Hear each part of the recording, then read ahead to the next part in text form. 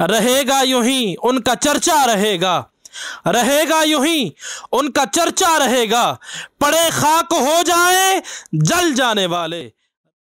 بسم اللہ الرحمن الرحیم۔ السلام علیکم ورحمۃ اللہ وبرکاتہ۔ میں مخاطب ہوں امت مسلمہ سے، میں مخاطب ہوں اپنی ملت کے نوجوانوں سے، میں مخاطب ہوں ملت کے پاسبانوں سے اور شعور اور بیداری کی طرف آنے والی قوم سے۔ میں مخاطب ہوں عشاقان مصطفیٰ صلی اللہ علیہ وآلہ وسلم سے۔ حضرات گرامی قدر، میں ہوں حافظ پیر محمد ارسلان رضا سیفی مجددی، اور میں اس وقت مخاطب ہوں دارالعلوم جامعہ جیلانیہ رضویہ حسنین آباد گلی نمبر 16 کی جانب سے۔ حضرات گرامی قدر، چند دن پہلے ہندوستان کی طرف سے، بھارتی سرکار کی طرف سے، سرکار تو کہنا کیا، وہ سرکار نہیں، سرکار تو سرکار دو عالم ہیں، لیکن بھارتی حکومت کی جانب سے نبی کریم صلی اللہ علیہ وآلہ وسلم کی گستاخی کی جاتی ہے۔ حضرات گرامی قدر، آج اس پر گفتگو ہوگی۔ اللہ رب العزت قرآن مجید فرقان حمید میں ارشاد فرماتا ہے، بسم اللہ الرحمن الرحیم، انا اعطیناک الکوثر فصل لربک وانحر ان شانئک هو الابتر۔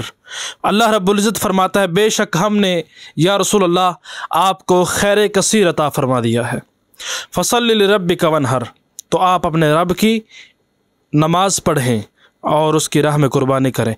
ان شانئک هو الابتر، اور جو آپ کا دشمن ہے وہ ہر خیر سے محروم ہوگا اور وہ بد نسل ہو جائے گا، وہ ابتر ہو جائے گا۔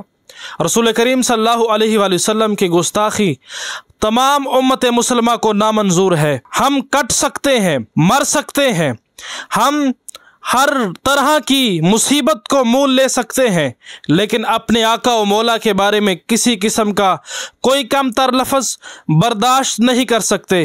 ہم رسول کریم صلی اللہ علیہ وآلہ وسلم کی شان و عظمت اور آپ کی ناموس اور آپ کی شان اور آپ کے احترام میں، آپ کے وقار میں کسی قسم کی بھی کوئی بھی گستاخی، کوئی بھی غلیظ لفظ کو برداشت نہیں کر سکتے۔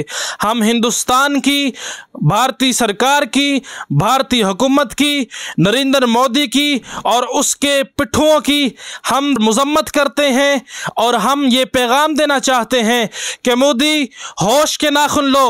جب بھی میرے آقا و مولا کے بارے میں کسی نے گستاخی کی، کسی نے اپنی گندی زبان دراز کی، میرے آقا و مولا کے بارے میں جب بھی کسی نے میلی نگاہ سے دیکھا، میرے آقا و مولا کے بارے میں جب بھی کسی نے اپنی ناپاک انگلی اٹھائی تھی، اللہ رب العزت نے اس کی انگلی کو توڑ دیا تھا، اس کی نسلوں کو برباد کر دیا تھا۔ اے مودی، جب تک اسلام کے اندر اور عالم اسلام کے اندر جب تک ایک ایک مسلمان باقی ہے، جب تک ایک ایک عاشق رسول باقی ہے، تمہیں اپنی خیر منانی چاہیے، اور تمہیں اپنی پارٹی کی خیر منانی چاہیے، اپنی زندگی کی خیر منانی چاہیے۔ تم نے رسول کریم صلی اللہ علیہ وآلہ وسلم کی گستاخی کی ہے، انشاءاللہ تعالی تم دیکھنا اللہ تمہارے ساتھ کرتا کیا ہے۔ حضرات گرامی قدر، جب رسول کریم صلی اللہ علیہ وآلہ وسلم کے بارے میں گستاخی ہوئی، بے ادبی ہوئی، امت مسلمہ نے اتحاد کیا۔ آج بھی اتحاد کی ضرورت ہے، آج بھی متفق ہونے کی ضرورت ہے، آج بھی ایک پلیٹ فارم پہ ہونے کی ضرورت ہے۔ وہ کفر پر ہو کر، میں اپنے نوجوانوں سے مخاطب ہوں، اپنی قوم سے مخاطب ہوں کہ وہ کفر پر ہو کر ایک ہیں۔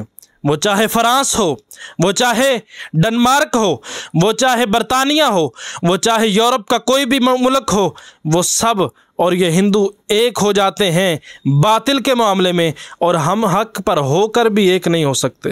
ہم حق پر ہو کر ایک ہونا ہوگا، متحد ہونا ہوگا، متفق ہونا ہوگا، اور مل کر ہندوستانی پروڈکٹس کا بائیکاٹ کرنا ہوگا۔ اللہ رب العزت قرآن مجید فرقان حمید میں ارشاد فرماتا ہے، یا ایھا الذین آمنوا لا تقولوا رائنا وقولوا انظرنا واسمعوا وللکافرین عذاب علیم۔ اے ایمان والو، جب رسول کریم صلی اللہ علیہ وآلہ وسلم سے مخاطب ہوں تو رائنا نہ کہنا، بلکہ کہنا یا رسول اللہ ہم پر نظر کرم فرما دیجیے۔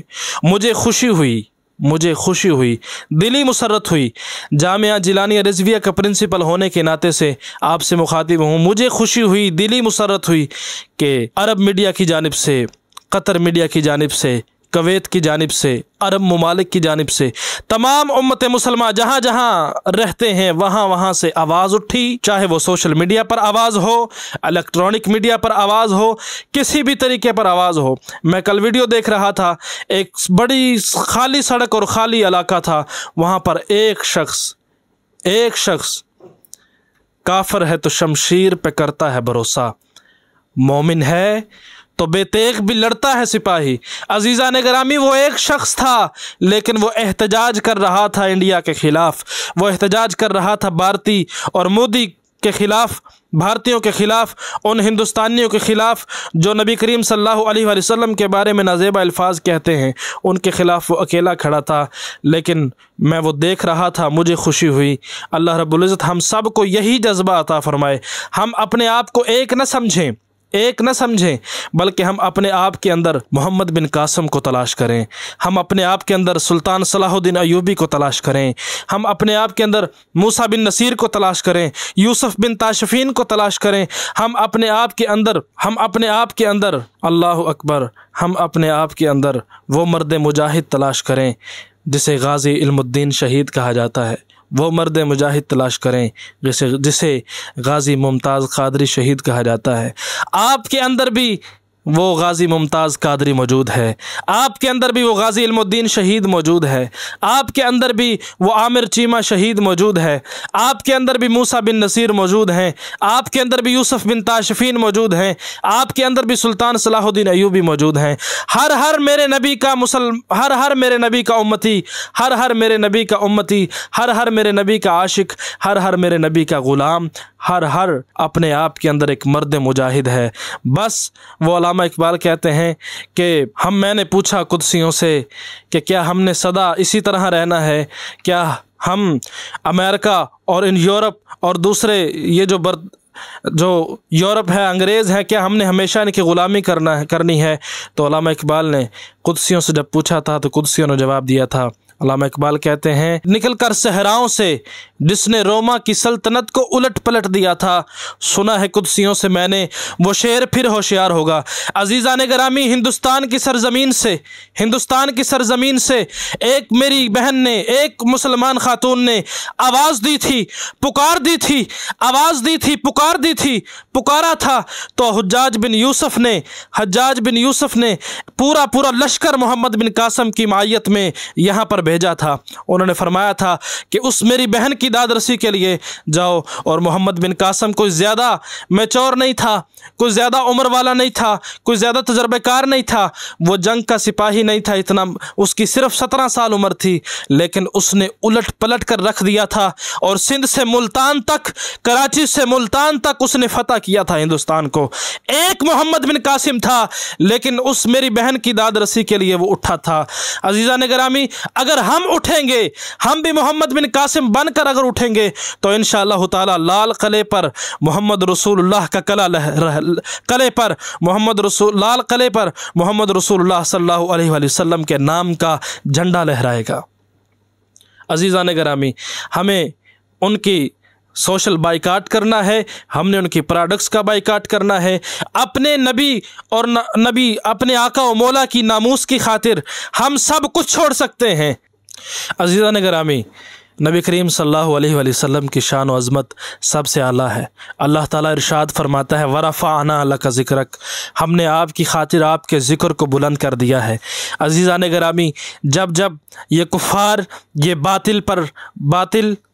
باطل قوتیں جب میرے نبی کی گستاخی کرتے ہیں، نبی کریم صلی اللہ علیہ وآلہ وسلم کی عظمت کے ترانے تب اور زیادہ بلند ہوتے ہیں۔ اسلام کے دامن میں قدرت نے لچک رکھی ہے۔ مودی سن لے، اسلام کے دامن میں قدرت نے لچک رکھی ہے، یہ اتنا ہی ابھرے گا جتنا اسے دباؤ گے۔ سب سے اولا و اعلیٰ ہمارا نبی، سب سے بالا و اعلیٰ ہمارا نبی، جتنے تارے کھلے سب کے سب چھپ گئے، پر نہ ڈوبا ہمارا نبی۔ میری ملت کے نوجوانوں، ہندوستان فتح کرنا ہمارے لیے کوئی مشکل نہیں ہے۔ ہندوستان کے اندر اعلیٰ حضرت عظیم البرکت شاہ امام محمد رضا خان قادری قندھاری افغانی ثم بریلوی علیہ رحمہ موجود ہیں۔ ہندوستان کے اندر حضرت مجدد الفسانی موجود ہیں۔ ہندوستان کے اندر معین الدین چشتی اجمیری موجود ہیں۔ ہندوستان کے اندر اولیاء کرام کا جمع غفیر موجود ہے۔ عزیزان گرامی، ہندوستان فتح کرنا مشکل نہیں ہے۔ اعلیٰ حضرت عظیم البرکت امام عشق و محبت شاہ امام احمد رضا خان قادری قندھاری افغانی ثم بریلوی علیہ رحمہ فرماتے ہیں، رہے گا یوں ہی ان کا چرچا رہے گا، رہے گا یوں ہی ان کا چرچا رہے گا، پڑے خاک ہو جائے جل جانے والے، رہے گا یوں ہی ان کا چرچا رہے گا۔ والسلام۔